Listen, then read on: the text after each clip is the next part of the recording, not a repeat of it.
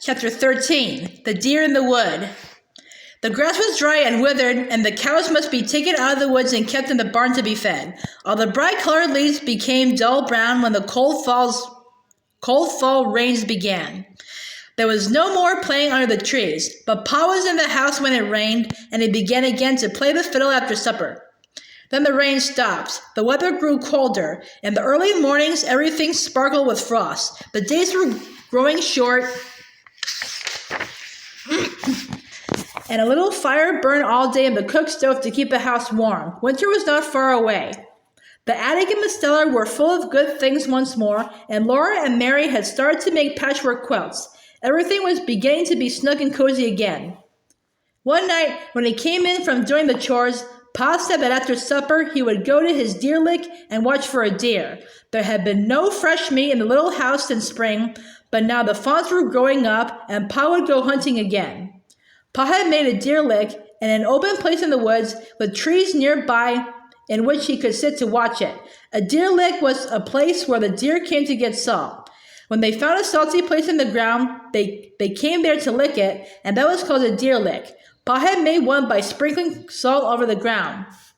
After supper, Pa took his gun and went into the woods, and Laura and Mary went to sleep without any stories or music. As soon as they woke in the morning, they ran to the window, but there was no deer hanging in the trees. Pa never before gone out to get a deer and come home without one. Laura and Mary did not know what to think. All day, Pa was busy banking the little house and the barn with dead leaves and straw held down by stones to keep out the cold. The weather grew colder all day, and that night there was once more fire in the hearth, and the windows were shut tight and chained for the winter. After supper, Pa took Laura on his knee while Mary sat close in her little chair, and Pa said, "Now I'll tell you why you had no fresh meat to eat today. When I went out to the deer lick, I climbed up into a big oak tree. I found a place on a branch where I was comfortable and could watch the deer lick. I was near enough to shoot any animal that came to it, and my gun was loaded and ready on my knee. There I sat and waited for the moon to rise and light the clearing. I was a little tired from chopping wood all day yesterday, and I must have fallen asleep, for I found myself opening my eyes. The big round moon was just rising. I could see it between the bare branches of the trees low in the sky, and right against it I saw a deer standing. His head was up and he was listening. His great branching horns stood out above his head. He was dark against the moon. It was a perfect shot, but he was so beautiful, he looked so strong and free and wild that I couldn't kill him. I sat there and looked at him until he bounded away into the dark woods. Then I remembered that Ma and my little girls were waiting for me to bring home some good fresh venison. I made up my mind that next time I would shoot. After a while, a big bear came lumbering out into the open. He was so fat from feasting on berries and roots and grubs all summer that he was nearly as large as two bears. His head swayed from side to side as he went on all fours across the clear space in the moonlight until he came to a rotten log. He smelt it and listened. Then he pawed it apart and sniffed among the broken pieces, eating up the fat white grubs.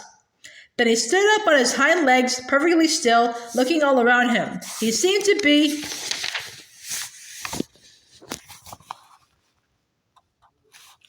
suspicious that something was wrong. He was trying to see or smell what it was. He was a perfect mark to shoot at, but I was so much interested in watching him, and the woods were so peaceful in the moonlight, that I forgot all about my gun. I did not even think of shooting him until he was waddling away into the woods. This will never do, I thought. I'll never get any meat this way. I settled myself in the tree and waited again. This time I was determined to shoot the next game I saw. The moon had risen higher, and the moonlight was bright in the little open place. All around it, the shadows were dark among the trees. After a long while, a doe and her yearling fawn came stepping daintily out of the shadows. They were not afraid at all. They walked over to the place where I had sprinkled the salt, and they both licked up a little of it. Then they raised their heads and looked at each other. The fawn stepped over and stood beside the doe. They stood there together, looking at the woods in the moonlight. Their large eyes were shining and soft.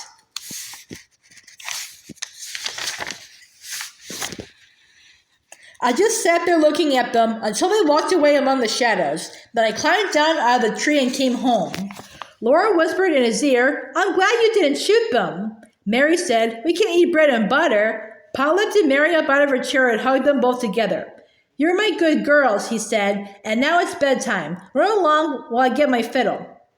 When Laura and Mary had said their prayers and were tucked snugly under the trundle bed's covers, Pa was sitting in the firelight with a fiddle. Ma had blown out the lamp because she did not need its light. On the other side of the hearth, she was swaying gently in her rocking chair, and her knitting needles flashed in and out above the socks she was knitting. The long winter evenings of firelight and music had come again. Pa's fiddle wailed while Pa was singing, "Oh, Susanna, don't you cry for me. I'm going to California, the gold dust for to see." Then Pa began to play again the song about old Grimes, but he did not sing the words he had sung when Ma was making cheese. These words were different. Pa's strong, sweet voice was softly singing, "Shall all acquaintance be forgot and never brought to mind? Shall all acquaintance be forgot and the days of auld lang syne? And the days of auld lang syne, my friend, and the days of auld lang syne. Shall all acquaintance be forgot and the days of auld lang syne?" When the fiddle had stopped singing, Laura called out softly, "What are days of auld lang syne, Pa?" "They are the days of a long time ago, Laura," Pa said. "Go to sleep now."